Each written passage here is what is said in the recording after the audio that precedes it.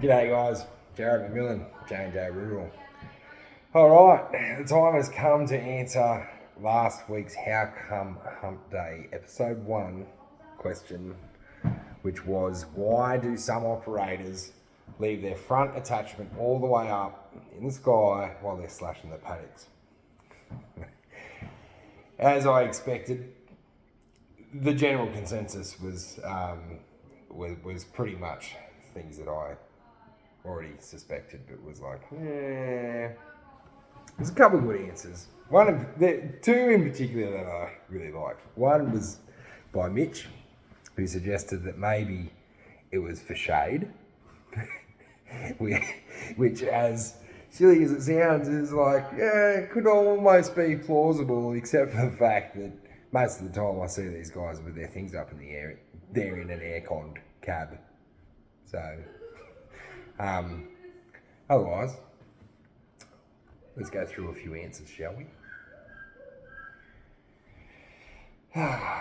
This is my wife's phone, by the way, although pink does bring out my eyes.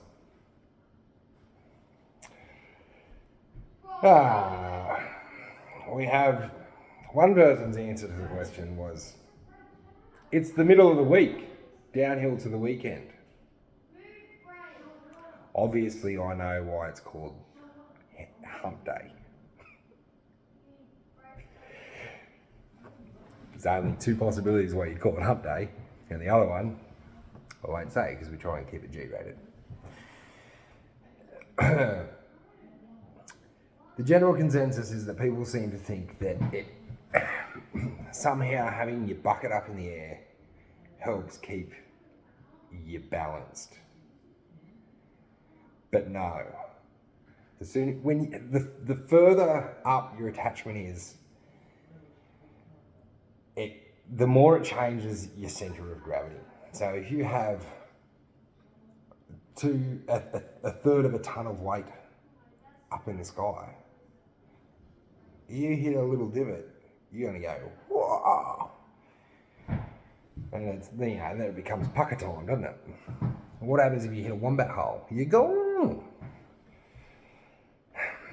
And also, as you hit an undulation, if your attachment's not directly above you and out the front, then the cutting deck's going to lift way up off the grass. You're going to end up with high spots.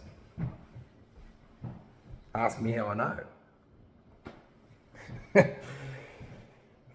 The other thing too is most slashers, they run off a 3-point linkage. On your 3-point linkage, unless you've got a really old one that I'm not familiar with, they have an adjustable arm on them. You can adjust them to hone it in, and then on your dolly wheels on the back, you can also adjust the height for that. So there's just, that can't be the reason. And if it is, for some reason that I haven't said, and you can actually give me a good reason and explain why, then I'll let you have it.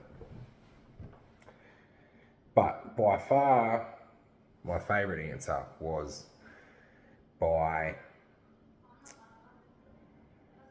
before we get to the favourite, there's also another theory that it could be to help with your visibility.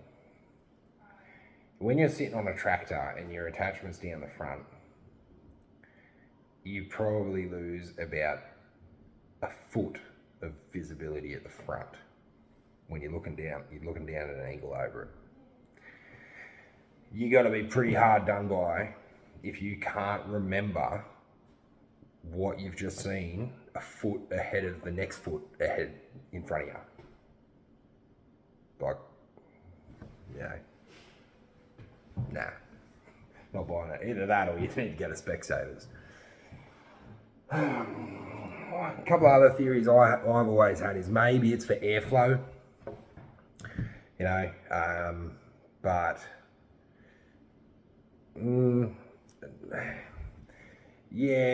I've found in summer that having my attachment in particularly thick, long, tall, seedy grass, it does run a little bit hotter. It doesn't cause it to overheat, but all you need to do is just make sure that your exhaust is spitting out, if you have a side exhaust, is spitting out to the side that's already been cut and not the other way around. Hence better airflow. One thing I have found when I'm slashing, I always leave my bucket down when I'm slashing. I have it just up off the ground enough that it's not going to hit when I'm going over undulating ground, but low enough that if there's any tree stumps or anything in grass that's too long to see, that you're not going to hit it and do any damage.